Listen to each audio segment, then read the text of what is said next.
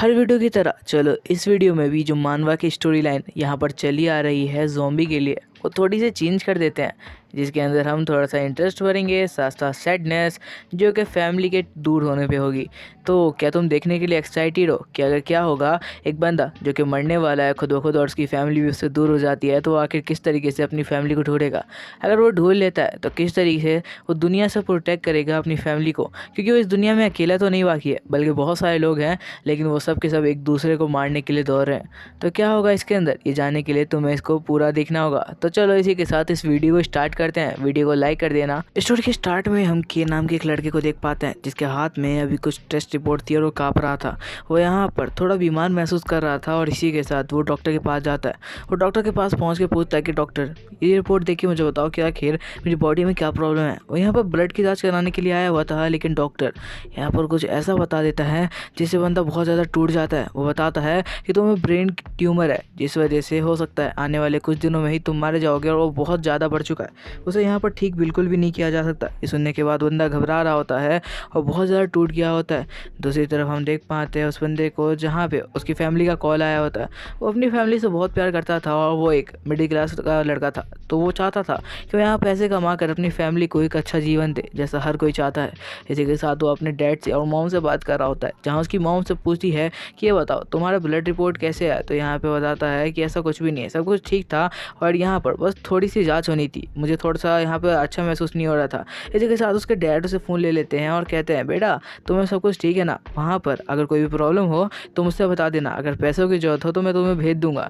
यहाँ पर जो हमारा मेन कैरेक्टर के है वो बहुत ज़्यादा ही घबरा रहा होता है और कह रहा होता है कि सब कुछ ठीक है, कोई भी प्रॉब्लम नहीं है इधर। यहाँ पे हम कोई को देख पाते हैं जो कि कह रहा होता है, मैं आखिर उन लोगों को कैसे बता सकता हूँ कि आखिर मेरी ज़िंदगी में क्या चल रहा है। वो लोग मेरे लिए कितने बड़े सपने लेके बैठे हैं, मैं उनके सपने नहीं तोड़ सकता। इसी के साथ वहाँ पे वो डिप्रेशन में आ जाता है बिल्कुल, और यहाँ पर वो एक बेंच पे बैठा होता है। वो सोच रहा होता है कि आखिर वो क्या करे जिससे वो सारी प्रॉब्लम सॉल्व कर दे। यहाँ पर वो बहुत ज़्यादा घबरा चुका होता है। यहाँ पे वो रोते हुए चीख रहा होता है। वो कह रहा होता है, मैंने कभी नहीं सोचा था कि मेरी ज़िंदगी ऐसे मोड़ पे आ जाएगी कि यहाँ पे मेरी मरने की सिचुएशन होगी, और मैं अभी सोच भी नहीं सकता कि आखिर मेरे मरने के बाद मेरी फैमिली का क्या होगा, क्योंकि डॉक्टर के हिसाब से तो मेरे पास महीने भी नहीं बाकी है। आखिर मैं क्या करूँगा और मेरी फैमिली किस तरीके से अपने आप को संभालेगी। तभी हम उसकी छोटी बहन को देख पाते हैं, जो यहाँ पे अपने मदर फादर के साथ आई होती है, जहाँ पे उसके मॉम डैड यहाँ पे कुछ सामान खरीद रहे होते हैं। शॉपिंग करके वो लोग वापस जा रहे होते हैं, तभी वो यहाँ पर देखते हैं कि हल्की बारिश हो रही है और वो एक रेस्टोरेंट के पास से गुजरते हैं, जहाँ पे एक बंदा उनको अपनी तरफ बुलाता है और कहता है, ओए इधर आओ ना यार। हमें पता चलता है उसके फादर का फ्रेंड है। उन्हें बुलाते हुए कह रहा होता है, इधर आके प्लीज़ हमारे साथ कुछ खाने पीने के लिए बैठो ना। यहाँ पे उसका फादर कहता है कि उन्हें इसमें मतलब नहीं है कि वो कुछ खाने पीने के लिए बैठे, उनके पास ना टाइम नहीं है। तो वो कहता है, यार तुम लोग तो यहाँ पे बिल्कुल ही बोरिंग हो, तुम लोग यहाँ पे आके कुछ खाते पीते क्यों नहीं हो, हल्की बारिश हो रही है और इस मौसम में तो बहुत अच्छा है खाना पीना। तभी हम देखते हैं वो कहने लगता है, ये बोरिंग फैमिली एकदम, ये लोग तो किसी की बात भी नहीं सुनते, अपने ही में लगे रहते हैं।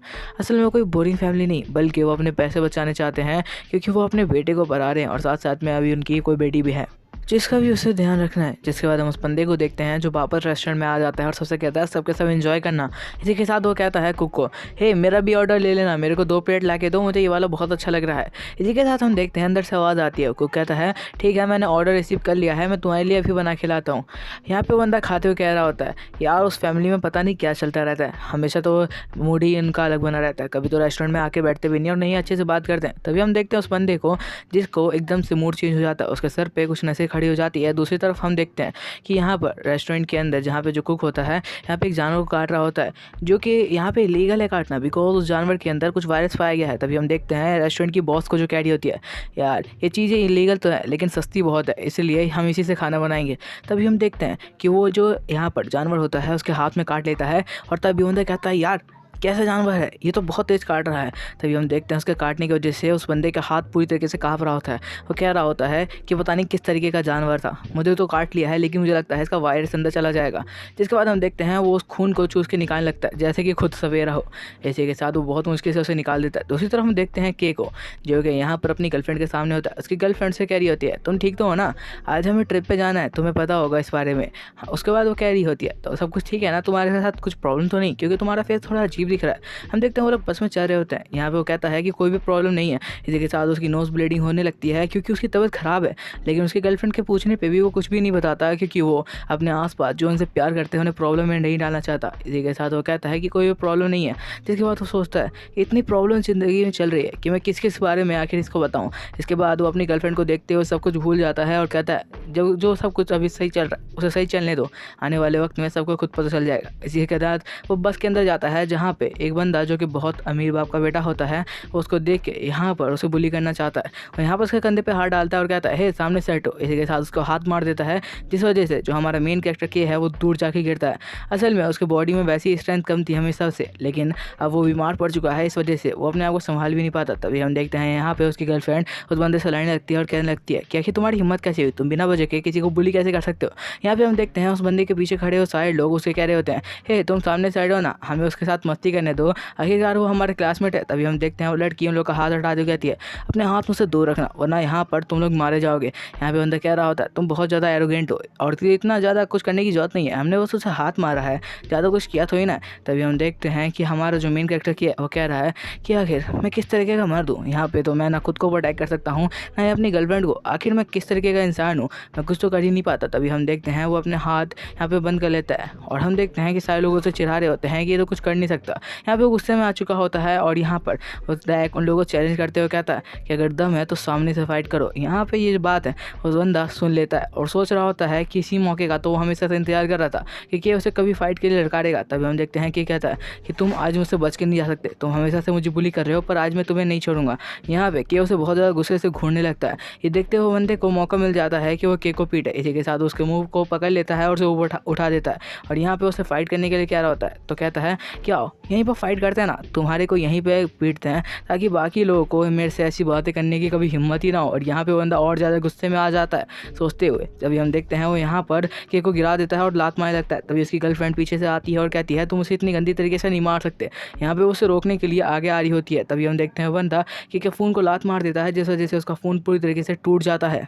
जिसके बाद हम हॉस्पिटल का सीन देखते हैं जहाँ पे न्यूज़ में बताया जा रहा होता है कि बहुत लोग की वायरस की वजह से तबीयत ख़राब हो रही है और यहाँ पे बताया जा रहा होता है कि वायरस लगातार शहर में फैल रहा है। इसी के साथ हम के फादर को देखते हैं और उसकी मदर को जो कि उसके कॉल कर रहे होते हैं लेकिन वो कॉल नहीं उठा रहा होता। तो उसकी मदर घबरा रही होती है, वो कह रही होती है कि आखिर क्या हुआ होगा। तो उसके फादर कहते हैं कि कोई प्रॉब्लम नहीं है, हो सकता है कि वो किसी काम में बिजी होगा। इसी के साथ उन्हें चीखने की आवाज़ आती है तो वो जाते हैं देखने के लिए कि आखिर यहाँ क्या चल रहा है। वहाँ पर अपने एक पेशेंट को लेकर आए होते हैं जो उन्हीं का भाई होता है। यहाँ पर उसके फादर भाई को हम देख सकते हैं जिसकी हालत बहुत ज़्यादा ख़राब थी और वो जानवरों की तरह हरकत कर रहा था।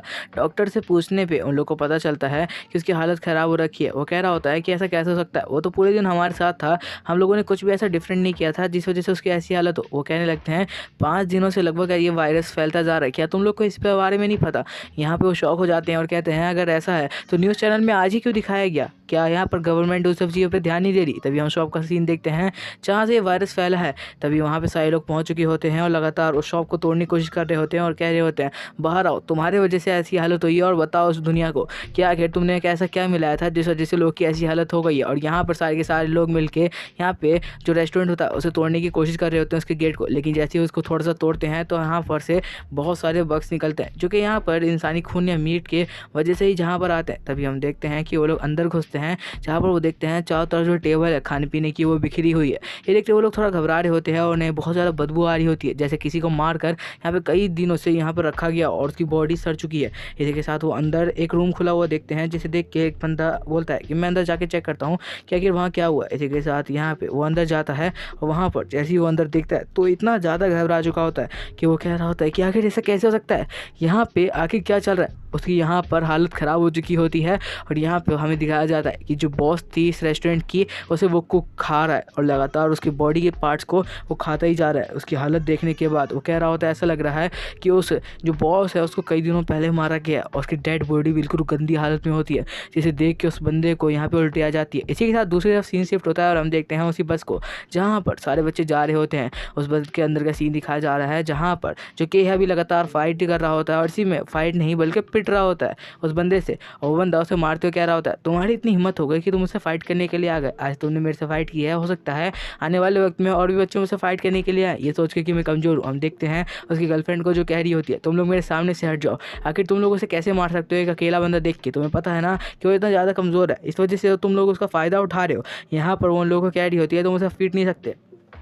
इसी के साथ वो लोग उसे रोकने की कोशिश कर रहे होते हैं, तो यहाँ पे उसकी गर्लफ्रेंड को गुस्सा आ जाता है, तो यहाँ पे वो एक बंदे का हाथ पकड़ती है और उसको मोड़ देती है। हमें पता चलता है उसकी जो यहाँ पर गर्लफ्रेंड है वो बहुत ज़्यादा पावरफुल है और वो इन सबको ईजिली हैंडल कर सकती है। इसी के साथ वो एक बंदे को नॉकडाउन कर देती है और कहती है कि तुम लोग मेरे सामने बिल्कुल मत आना वरना बहुत गंदी मौत मरोगे। इसी के साथ हम ड्राइवर को देखते हैं जो कह रहा होता है यहाँ पर बस करो, इतना ज़्यादा फाइट करने की जरूरत नहीं है, मैं ध्यान नहीं दे पा रहा रोड के ऊपर। इसी के साथ वो लोग कह रहे होते हैं तुम अपने काम पर ध्यान देते हो या नहीं। तभी हम देखते हैं कि बस का जो शीशा होता है उस पर एक बंदा आकर टकरा होता है और जिसके बाद हम देखते हैं ड्राइवर जो कह रहा होता है आखिर अब यहाँ पे क्या हो गया।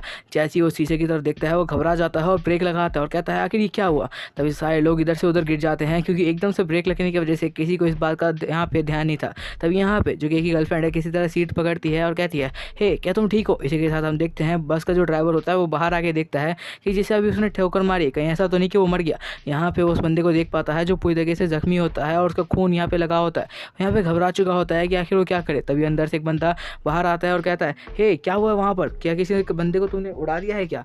इसी के साथ वो कह रहा होता है कि क्या हुआ है बाहर। तभी हम देखते हैं यहाँ पे उस बंदे को जो फाइट कर रहा होता है वो कह रहा होता है और यहाँ पे उस फाइट वाले बंदे का ध्यान दूसरी तरफ जाता है और के उसको एक थप्पड़ मार देता है। तो आगे क्या होने वाला है, क्या वो बंदा उस के को बहुत गंदी तरीके से मारेगा, क्या जो के है उसकी बीमारी ठीक हो पाएगी क्योंकि वो किस दिनों में ही मरने वाला है।